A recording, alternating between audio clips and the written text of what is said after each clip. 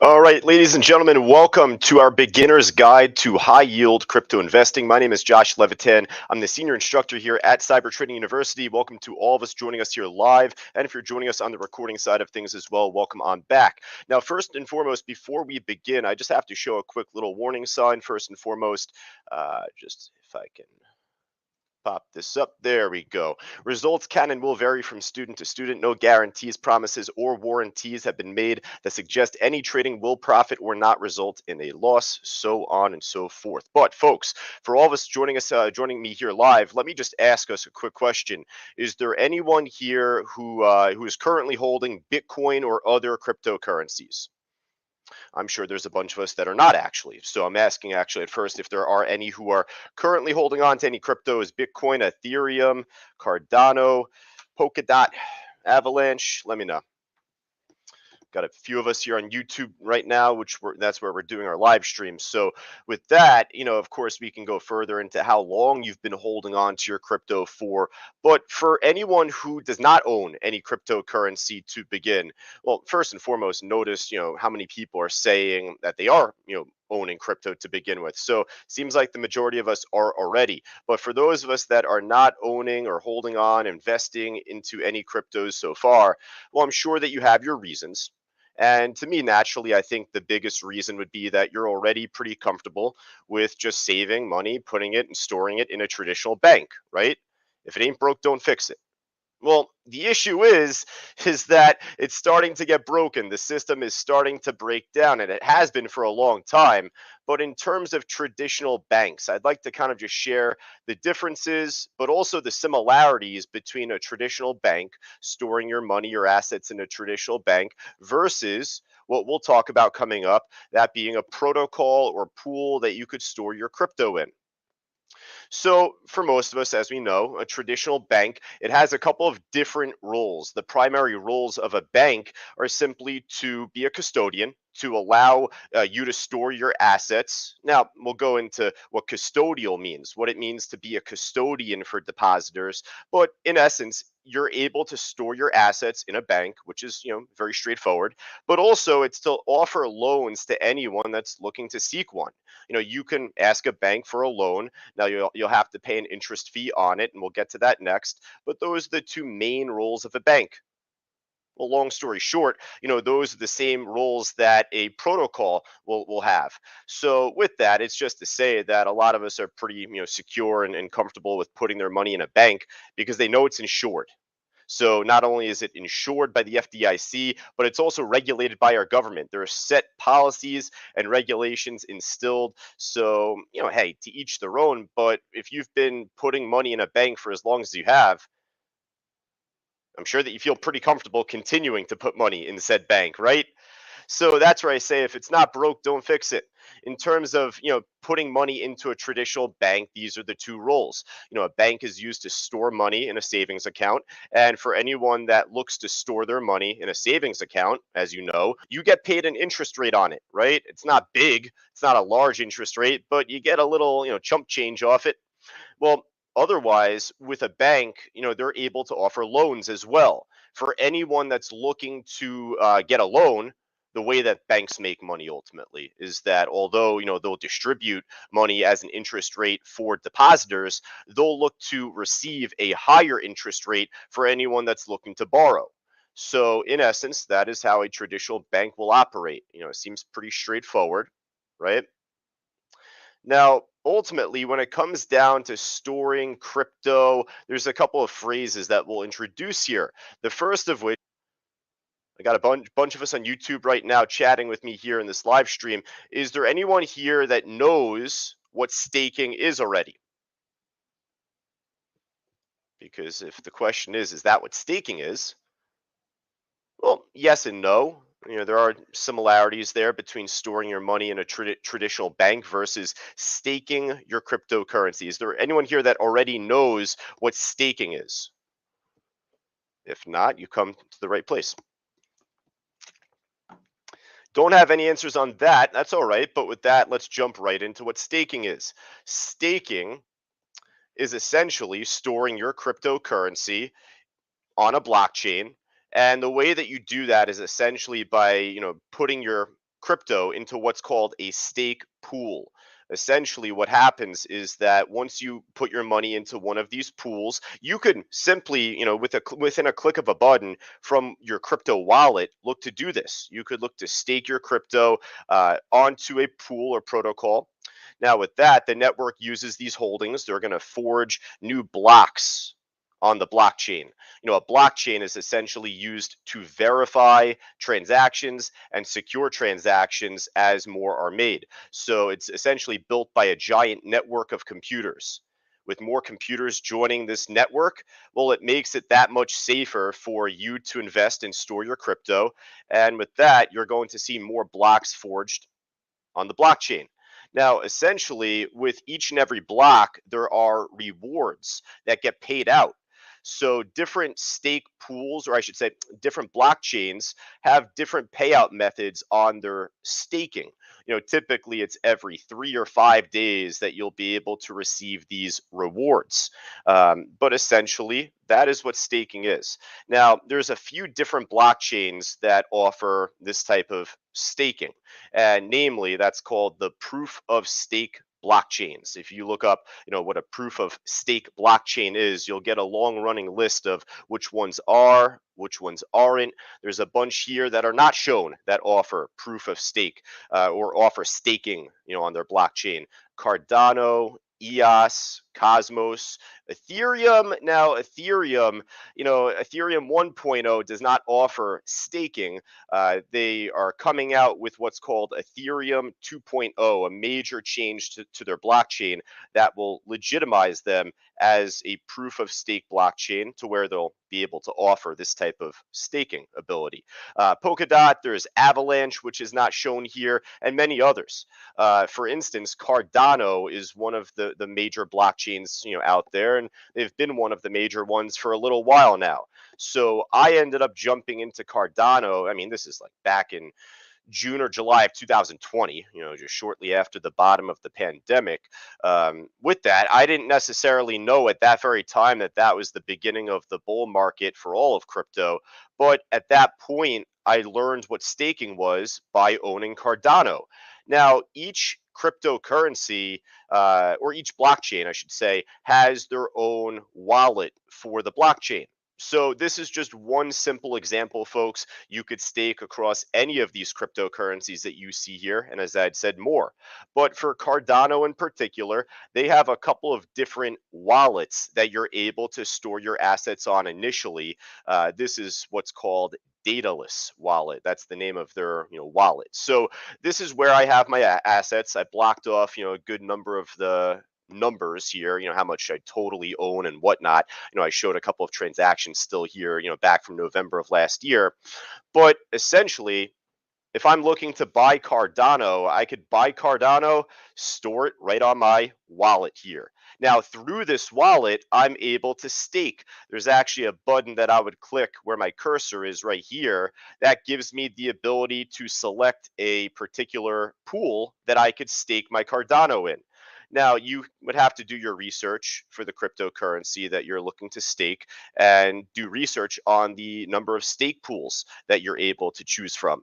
But ultimately, depending on which pool you choose, you're able to receive rewards every 3 or 5 days. For Cardano here, it's specifically every 5 days. But, every 5 days, at the end of every epoch, it's called, you're able to receive rewards. Now, for whatever cryptocurrency you decide to stake, whether it's Cardano here, whether it's Avalanche, Polkadot, Solana, that's another big one, you'll likely get paid. The reward that you'll get paid on is typically in the cryptocurrency that you are staking. If I'm staking Cardano, I'll get paid out in that crypto, in that coin. So here you could see this is just a series of weeks or months that I had back from last year where I ended up staking my Cardano across two separate pools. These are two different stake pools that were on Cardano at the time. And the rewards fluctuate for every epoch. At the end of every epoch, I got a reward. Well, each reward was different, right? Each reward was a different amount compared to the next one. They're not the same. There's a bunch of different factors that come into play when it comes to receiving rewards at the end of every epoch. So, that depends on the amount of people that are in the pool, how much crypto is taken out of the pool from the last epoch. So, there are a lot of moving parts to that. I don't really focus as much on that part of it. I'm just showing you a very basic introduction to what staking is, and just the fact that if you're able to store your crypto within a certain pool, you're able to receive rewards over a period of time. So Cardano right now, I'm just using Cardano as a quick example, but Cardano is like $1.20 per coin right now live. So, of course, with each epoch, I'll receive a new amount of Cardano as a reward. So that amount of Cardano is going to be reflective upon the price that it's trading at the time. So if the overall value of the cryptocurrency you are staking drops off, like we had back from the end of 2021 heading into this year, a lot of cryptos dropped off by more than 50%, 60 plus percent. Well, hey, you're still going to receive rewards, right, via passive income, but the overall value of that reward is going to drop off as the value of the coin may drop off. So when it comes to investing, you have to make the decision yourself, personally. You have to do your own due diligence for the cryptos that you're looking at, asking, well, is this something that I want to hold on for a year, 2 years, 5 years, even more? Or is it something that you're looking to trade? Is it something that you're looking to swing for a number of months? Those are questions we need to ask before we look to, stake or really do anything with, our assets. Because if you're going into this with the mindset as a long-term investor, but if you jump into a crypto at a bad price, and if you're looking to hold on to it, what's going to happen when it drops off, 20, 30, 40% over that period? Well, you may end up getting nervous. You may end up closing out the position. And because of how you're mismanaging it, well, the crypto may look to bounce right back up and you not be in the position at that point, right? So before you consider staking or even farming, as we'll talk about next, well, you just have to make that decision yourself before you risk anything. Am I looking to do this as a swing, or am I looking to do this for the next 2, 3, 5 years of my life? If you're looking to just store crypto and that's it, then it's much less of a stress. You're not worried about, the retracements or pullbacks on the short term, right? So, that's just something I wanted to make mention at least here. Now, there are a couple of different protocols that offer staking in particular. There's a couple of different decentralized financial protocols, DeFi protocols, or apps otherwise. One here being Lido, Lido. It's one of the bigger protocols out there in the DeFi market. I could have picked any of them. This just was one of them, one of the bigger ones. But this protocol actually gives you the ability to stake not just one particular crypto, but a number of them. Solana, actually Terra here, which I know a lot of us in this live stream are familiar with. Here's Ethereum 2.0, not 1.0, but 2.0. And then another one here I'm not familiar with, Kusama. But nonetheless, there are a couple of different DeFi protocols out there that offer staking. But to be transparent, most of these DeFi protocols that you'll tend to see, especially for those of us that already have the high yield crypto investing course, you guys know out there, or you guys out there know that a lot of these protocols offer farming rather than staking. Now, there is a big difference. There is a big technical difference between staking your cryptocurrency and farming, as they call it, yield farming. The biggest difference between the two is the fact that with yield farming, you're essentially the market maker out there. It actually gives people the ability to take loans out through the protocol. Staking does not offer that ability. Staking, you're not able to borrow money, with a wallet on staking.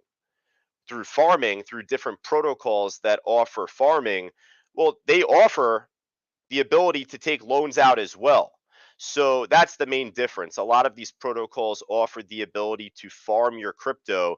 It's similar to staking because you're storing it in a pool, But the main difference is that, you're able to basically act as a money market. The liquidity pool that you're in essentially acts as a money market because you're not just able to store your crypto there, but in these pools, you're actually able to borrow crypto. Now, you would have to pay an interest rate on that, just like you would as a traditional bank, right?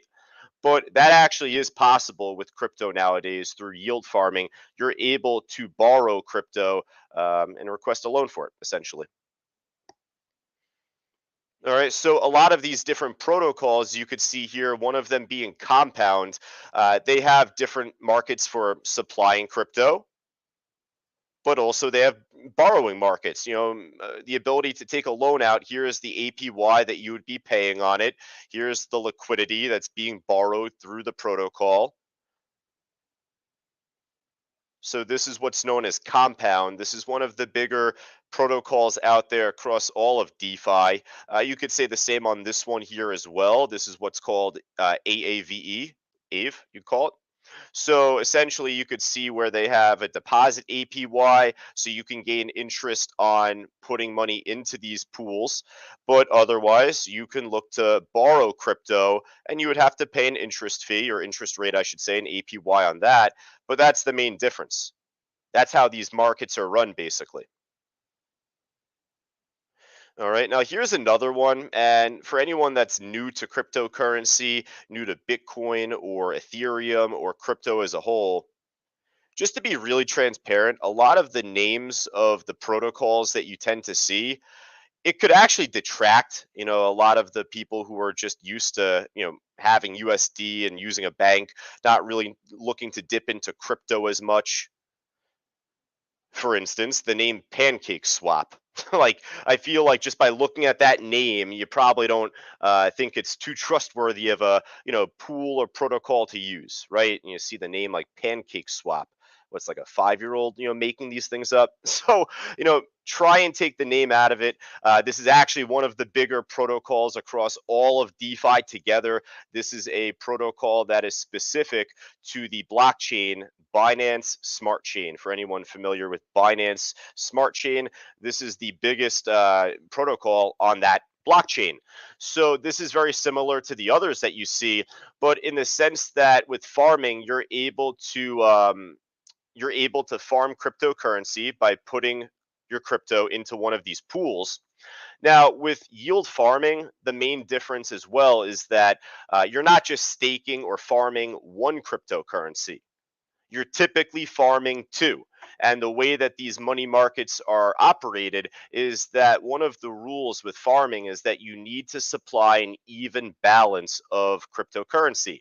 So, for reference, with PancakeSwap and a lot of these others, you'll tend to see a pool consisting of two separate cryptos. So, for reference, right here, we could actually use this one that I'm trying to shadow with my cursor. It's the Cake BNB pool.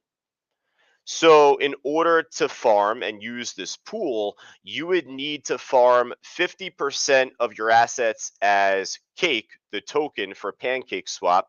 Again, it's a funny name. But otherwise, the other 50% that you would need to supply is in the form of this coin, this token, BNB. And that's the Binance Smart Chain coin. So if you, let's say, have $1,000, 1,000, US dollars that you're looking to put into this pool, well, you would need to put 500 of those dollars in as cake token, and then you would need to put in another $500 worth as BNB. So, however much cake you have and however much BNB you have, it equates to $1,000. And initially, it's balanced out: $500 worth of cake, $500 worth of BNB. Now, with that though, it's to say that once you join this pool, once you begin farming, you're going to be able to earn an APR. It fluctuates, so you would need to monitor the APR over time. But in this still shot, you're able to earn a 34.2% APR on this one particular pool. Certain pools will have a much higher APR because they're more often offering a higher incentive for you to supply that money market. Now, that's not always the right thing to do. That's not always the smartest thing to do. So, we'll talk more about that throughout the entirety of the high yield crypto investing course.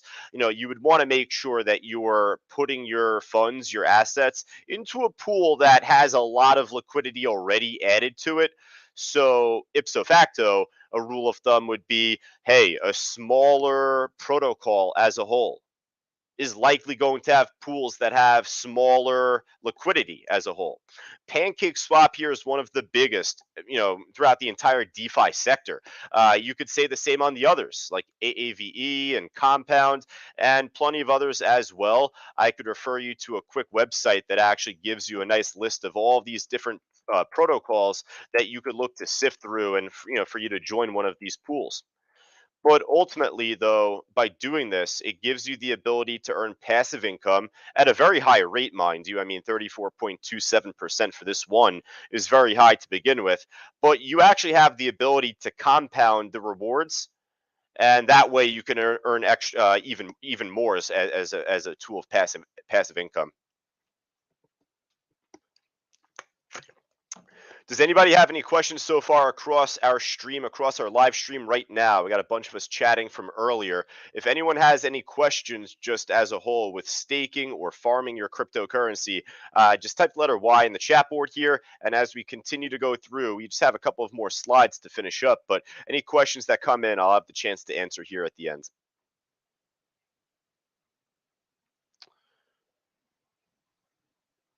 One question that just came in right now, really quick. How are the rewards paid out for yield farming? So, with yield farming, actually, the rewards are paid out daily. These rewards through yield farming, unlike staking, are paid out daily, day to day. You could receive your reward. You could do it really at your rate at any point in time. So you could look to compound this not just on a weekly schedule or monthly. You could do it daily. So that's a good question that came in. All right. So I guess a question that otherwise could be asked is, hey, without traditional regulation, without the FDIC, kind of securing these protocols, how are they actually secure? What are they backed by? Who are they essentially backed by? Well, one of the quick answers for that is that these protocols often ask a lot out of people if they're looking to borrow cryptocurrency to begin with. So, that is a major way as to how they're able to provide collateral, because they're asking borrowers to provide extra collateral, often a 2-to-1 ratio.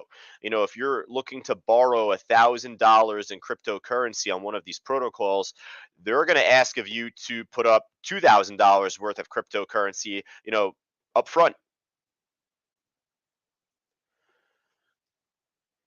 Jeff asking here on our stream, is Pancake Swap, or perhaps just generally any of these other protocols, I'll slip that part in there, are any of these really a purchase platform?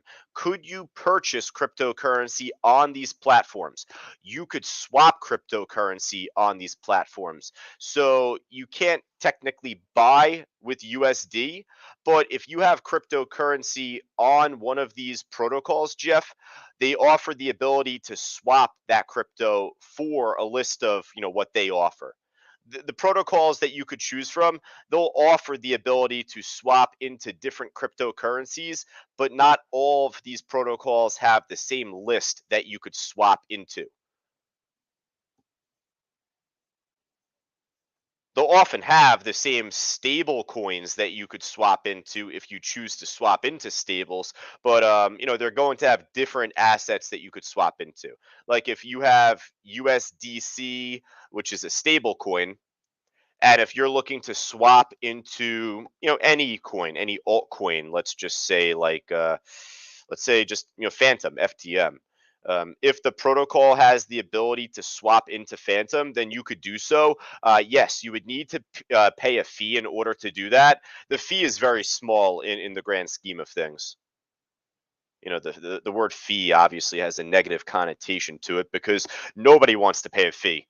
it's a very small fee in the grand scheme of things. Now, if you are on the Ethereum blockchain, and this is maybe a bit more specific, I didn't necessarily want to go too specific in this hour-long workshop, but it's to say that with Ethereum, you're paying a very high fee compared to other blockchains if you're looking to swap into other cryptos. So if you join our high yield crypto course, then you'll tend to see that for the alerts that we post bi-weekly, I tend to write alerts on a bi-weekly schedule and post them for all of our members there. You'll note, and some already have noted, that I'm not choosing any crypto or any Ethereum based protocols because it's just too high of a, it's called a gas fee. So for the protocols that are on Ethereum in particular, you're paying a higher fee. So that is one thing to note. If you're looking to store money or stake or farm onto any of these protocols, I would strongly recommend for you to use a blockchain that is not Ethereum. Use a different blockchain. Whether it be Terra, whether it be Avalanche, Solana, Cardano, really, any of those, you're going to pay a smaller fee in relation to what you would pay on Ethereum.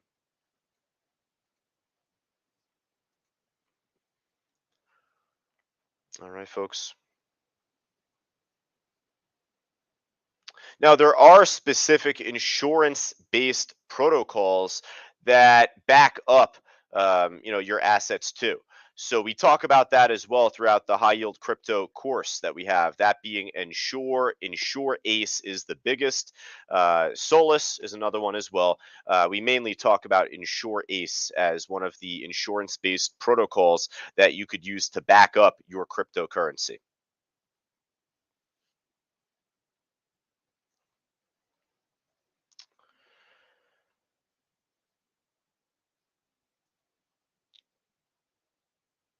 Question coming in, and this was hard for me to catch from actually our live trading room. If you have questions, folks, if you're joining the YouTube chat, just make sure that you send it in the YouTube chat. I'm Mike lucky that I saw this here. He's asking, how are crypto passive incomes taxed? So that's something you would have to talk to your accountant about. I am not a CPA. I'm not an accountant. I don't know the first thing about taxes aside from sending them to my accountant, who is one of my close friends' brother. So, that's where on top I could just say, actually, if you go to just websites like Coinbase, if you go to Binance.com, not to say these protocols websites, but even just looking at more of like a regulated company like Coinbase or Binance or Nexo, they have information in regards to taxes. I don't know in particular about the staking um, rewards that you would receive and how that plays into it. So you would need to talk to your accountant about that primarily, Mike.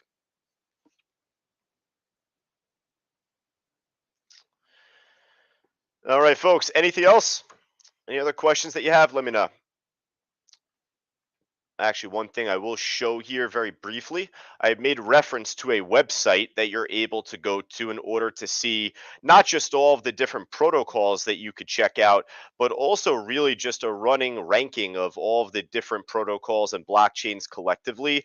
It's another funny sounding name or website here. This one is, but DeFiLlama.com, DeFi Llama. Again, it's funny sounding website, but incredible wealth of information that this website offers. So, for reference, this is just all of the different protocols that are ranked by what's called TVL, the total value locked in.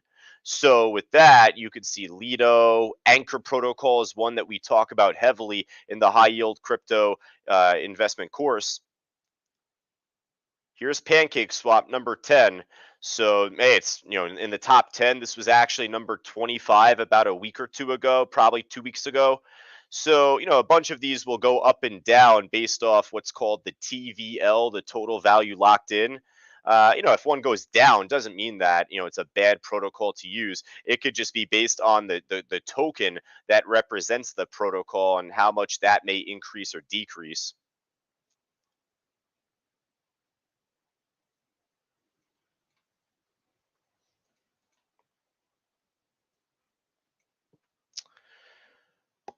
All right, folks, we're going to finish up actually right now. If you have any questions, first and foremost, coming off this, workshop here, whether you're watching this live or on the recording, feel more than free to shoot on over an email to josh@c2trading.com.